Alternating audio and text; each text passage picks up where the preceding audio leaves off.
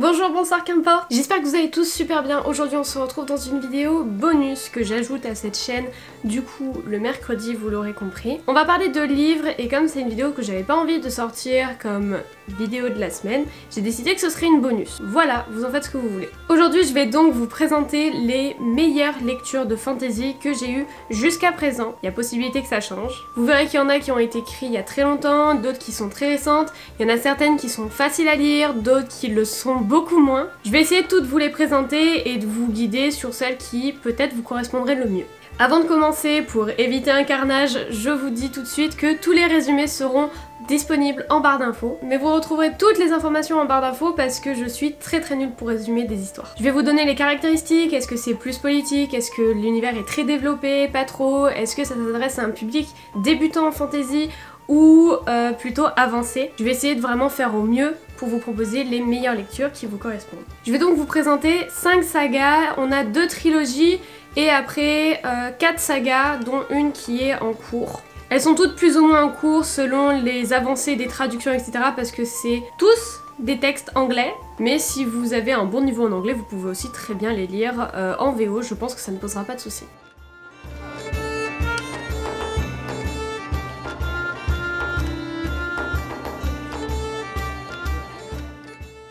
On va commencer avec la première trilogie qui est celle que je recommanderais pour débuter la fantasy parce qu'elle est vraiment très simple à comprendre.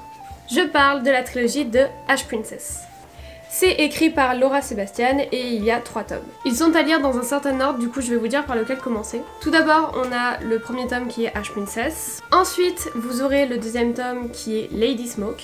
Et enfin, vous aurez le dernier tome qui s'appelle Ember Queen. Cette trilogie est, je crois, la première trilogie de fantasy un petit peu politique et royauté que j'ai lue. Mais du coup, c'est par elle que j'avais commencé et j'avais vraiment adoré les 3 livres. Je me souviens que j'avais vraiment mangé le tome 2 alors que c'est le plus épais. En termes de nombre de pages, on oscille entre 510 et 630, donc c'est des bons pavés. Mais ce que j'ai bien aimé, c'est qu'en fait c'est écrit vraiment très gros et il n'y a pas de souci de compréhension, il n'y a pas de vocabulaire très poussé. Certes, il y a des termes spécifiques, mais on n'a pas vraiment un vocabulaire qui est incompréhensible. Ça fait de cette trilogie quelque chose de hyper accessible pour quelqu'un qui voudrait tester la fantasy. Certes, ce sont des gros livres, il y a beaucoup de pages, etc.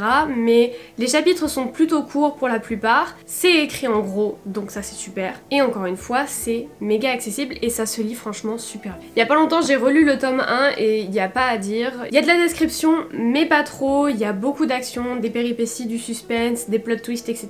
Donc c'est vraiment un bonheur à lire. Le tome 2 et 3 sont de loin mes préférés. Je vais pas vous mentir. Mon préféré reste le tome 2 parce qu'on est dans un univers de piraterie. Et ça c'est un autre bon point de cette saga. Puisqu'en fait on va passer d'un univers très royauté dans le tome 1 à un univers un peu plus pirate slash royaume oriental dans le tome 2 pour enfin revenir sur un univers un peu plus épique et de guerre, de conflits, etc. dans le tome 3. C'est donc une saga qui regroupe de la romance, parce qu'il y a un triangle amoureux, de la politique, des plot twists, un univers qui est assez développé avec notamment des cartes et des mots dans des langues spécifiques qui ont été créées, mais toujours très simple, vraiment très accessible encore une fois, je tiens à appuyer là-dessus, c'est pas une saga qui est compliquée à comprendre. On a des intrigues qui sont faciles à suivre, des complots qui sont faciles à suivre aussi, et vraiment toute une réflexion qui est, encore une fois, hyper accessible.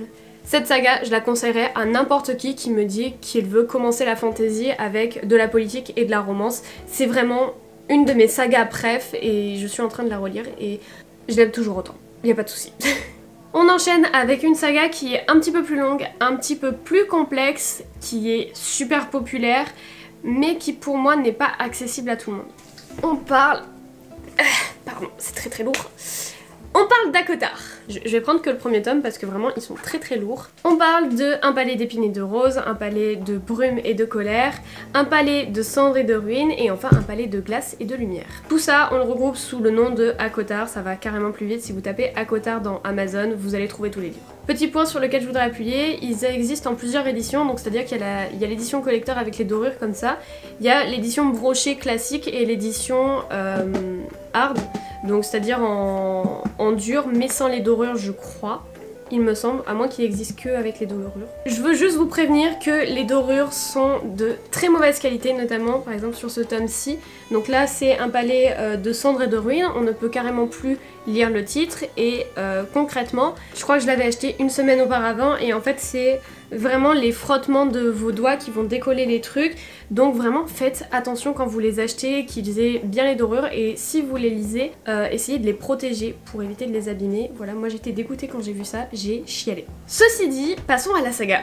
Cette saga-ci est un petit peu plus complexe que Ash Princess, tout simplement parce qu'on entre dans un univers où la magie entre en jeu. Il y a vraiment tout un panel, tout un univers qui est hyper poussé avec des enjeux politiques, plein de royaumes différents, plein de dirigeants différents et des embrouilles qui se sont passées dans le passé mais qui du coup ont des répercussions maintenant. Déjà c'est une série qui est interdite aux moins de 16 ans. Interdite, hein, on s'entend. Disons que sur les tomes il y a vraiment marqué à partir de 16 ans parce qu'on retrouve des scènes assez olé olé, voilà. Dans celui-là ça va encore, mais dans le deuxième tome, donc qui est Un palais de brume et de colère, là on retrouve des scènes qui sont un petit peu plus des humains avancés. Alors ça va choquer certains, d'autres pas du tout. Ça dépend vraiment de la sensibilité. Après il y a aussi des scènes qui sont un petit peu gore. Attention quand même, si vous avez le cœur pas très bien accroché et que vous êtes assez sensible à tout ce qui est livre un petit peu avec des scènes de meurtre. C'est une série qui pour moi n'est pas accessible à tout le monde parce que il y a vraiment le passé qui influe sur le présent, et même moi qui suis pourtant une lectrice qui accroche vraiment toutes les informations dans sa tête, parfois j'ai eu du mal à suivre les liens de parenté entre truc et bidule, et puis machin qui a fait ça, et puis en fait ça s'est répercuté sur ça. Ça reste simple, mais attention, si vous débutez la fantasy, peut-être que c'est pas le meilleur choix à faire. Après certains ont commencé par celui-là et c'est très bien passé. Je pense qu'en fait si vous êtes un lecteur déjà assidu, commencer la fantasy par celui-là c'est vraiment pas une mauvaise idée, c'est un classique, il est très populaire, tout le monde en parle. Il y a plein de mèmes, de communautés, de fanart sur internet, donc en plus pour se représenter les personnages c'est quand même assez simple. Mais si vous commencez la lecture, peut-être que c'est pas le plus approprié. Déjà parce que c'est des gros pavés, on est à plus de 700 pages pour celui-là. Et au contraire de Ash Princess, là c'est vraiment écrit en petit. Pour lire une page, c'est super long. Personnellement, quand j'ai commencé à les lire, il fallait vraiment que je prenne des pauses toutes les 10 pages parce qu'en fait c'est super long, c'est écrit en petit, il y a beaucoup d'informations. C'est un univers qui est très riche, qui plaît à beaucoup parce qu'il est très immersif. Mais attention pour les nouveaux lecteurs de fantasy, je pense pas que ce soit le plus adapté. Cependant, c'est quand même une histoire qui est très belle, qui regroupe amour, plot twist, politique, un peu comme Ash Princess mais encore plus poussé, avec des créatures, du surnaturel. C'est une bonne saga, il y a plein de péripéties, on ne s'ennuie pas. Si vous aimez tout ce qui est fae, guerre, complot, etc., allez-y. Le premier tome ressemble beaucoup à l'histoire de La Belle et la Bête, donc ne vous arrêtez pas à celui-là, je vous conseille de continuer au moins jusqu'au deuxième. Le deuxième c'est le préféré de beaucoup, donc je pense que si vous n'accrochez pas avec le premier, peut-être que vous accrocherez plus avec le deuxième. C'est une saga qui est écrite par Sarah J. Maas, au cas où je l'aurais pas dit. Pour continuer avec cette même auteure, un livre que j'ai recommandé dans une de mes dernières vidéos au sujet de films et de séries à voir, c'est Keleana. Alors là vous voyez que j'ai que les 3 premiers tomes, je viens de finir le 3e hier, il est incroyable, vraiment la plume est exquise, j'adore. L'univers du premier est très très sombre au début mais ça s'éclaircit après, le deuxième est à pleurer, le troisième vous fait tomber amoureux d'un gars, bref, voilà. Encore une fois, c'est une saga qui regroupe du coup romance, politique, royaume déchu, assassin aussi parce qu'on a une véritable histoire au sujet de la protagoniste qui est du coup une assassineuse, des complots, des amitiés qui vont se lier, il y a plusieurs points de vue, chose importante à noter dans cette saga là, qu'il n'y a pas dans ACOTAR je crois. Pour moi c'est une saga qui a vraiment un caractère particulier, encore une fois il y a plein de fanart, de mèmes et une vraie communauté autour de du coup ces bouquins, donc si vous avez du mal à imaginer un endroit ou un personnage etc, vous trouverez de toute manière des références sur internet, donc ça c'est aussi assez pratique. Et on a encore une fois de la magie, des créatures surnaturelles et vraiment tout un mécanisme pour l'expliquer et pour immerger le lecteur. Donc encore une fois si vous aimez la fantasy, Keleana c'est un classique, il passe pour la plupart très très bien. Personnellement le premier tome j'ai eu du mal à accrocher mais à la fin j'ai vraiment aimé et le deuxième tome m'a conquise et maintenant je veux tous les lire. Petit point à relever cependant, tous les tomes ne sont pas encore sortis. Donc si vous êtes lecteur exclusivement en français, peut-être que ça va vous frustrer de ne pas pouvoir avoir accès à toute la saga, sachant que je crois qu'il reste 3 tomes à sortir. Mais étant donné que c'est des assez gros pavés qui oscillent entre 500 pages, 500 et 600 pages, vous avez quand même le temps hein, avant de tous les avoir lus. On change totalement de bord avec une sortie très récente. Le Pont des Tempêtes de Daniel L. Jensen. Alors là déjà on a une édition qui est absolument magnifique. Je crois pas qu'il soit sorti en format broché normal, donc vraiment c'est incroyable. Il y a une carte à l'intérieur aussi et on a des magnifiques illustrations qui m'ont fait tomber in love. Dans ce livre-là, on n'a pas de magie, il me semble. Par contre, on a beaucoup de politique, vraiment tout un truc autour du coup de complot pour des marchandises, etc., etc.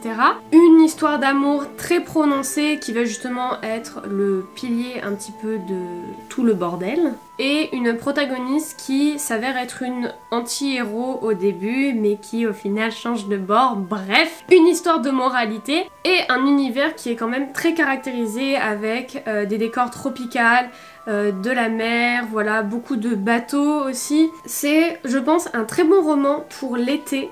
Il fait 400 pages, donc il est quand même un petit peu plus petit que les autres. Je pense qu'il conviendrait à des nouveaux lecteurs de fantasy. Après, c'est peut-être pas le choix le plus judicieux, mais je pense que c'est encore dans les livres que je pourrais conseiller à un jeune lecteur de fantasy. Donc voilà, si vous aimez tout ce qui est un petit peu, je dirais Pirates des Caraïbes, bizarrement.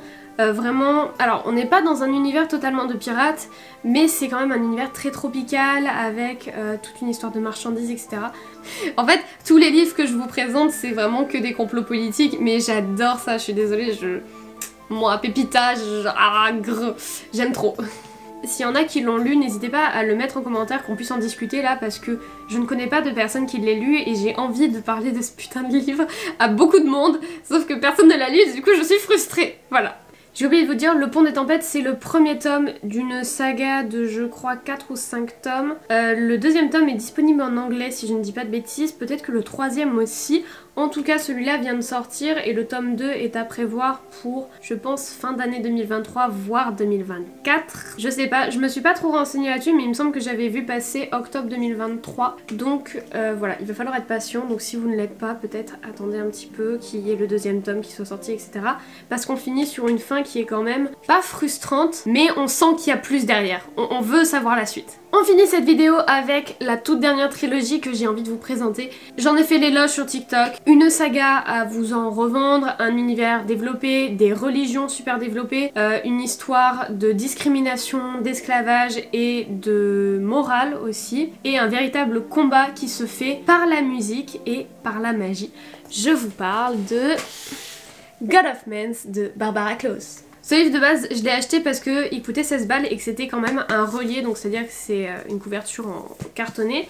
Et en plus, à l'intérieur, il y avait de magnifiques illustrations qui m'ont clairement fait tomber amoureuse. Hein, voilà, cet homme, mesdames et messieurs, je suis désolée, hein, mais si certains ont lu la saga, vous savez pourquoi est-ce que je dis ça.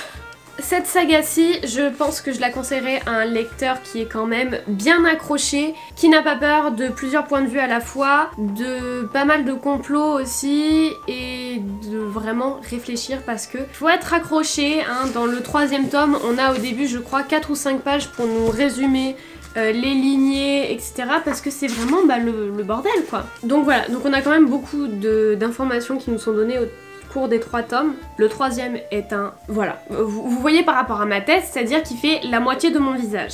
C'est quand même incroyable. C'est entre 540 et 650 pages par tome, donc c'est quand même des gros pavés, il faut vraiment avoir le cœur bien accroché. Hein. J'arrive même pas à les prendre... En fait, j'arrive même pas à les porter tellement ils sont gros. C'est une saga qui est vraiment poussée, tous les éléments sont très bien développés, les personnages sont super bien développé aussi.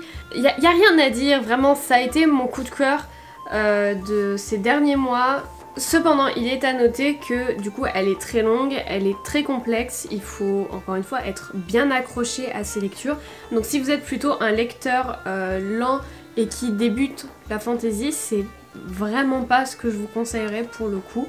On a une magie qui passe par la musique et qui est très bien expliquée. Mais encore une fois, le début du tome 1 peut paraître long pour certains et j'ai pas envie que ça décourage les lecteurs qui veulent tester la fantasy. C'est pour ça que je la conseille pas à des jeunes lecteurs. Voilà donc les meilleures lectures de fantasy que je peux vous proposer aujourd'hui. Bien sûr, si j'en lis d'autres, etc., je vous ferai des nouvelles vidéos. Mais vraiment, c'est les lectures que j'ai le plus appréciées. Bref, j'espère que cette vidéo vous aura plu. Si vous avez aimé, n'hésitez pas à me le dire en commentaire.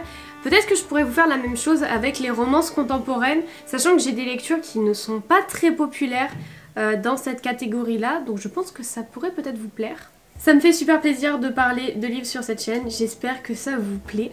Sur ce, moi je vais vous laisser, je vous fais plein d'énormes bisous, n'oubliez pas que vous êtes unique, prenez soin de vous, et sur ce, à bientôt!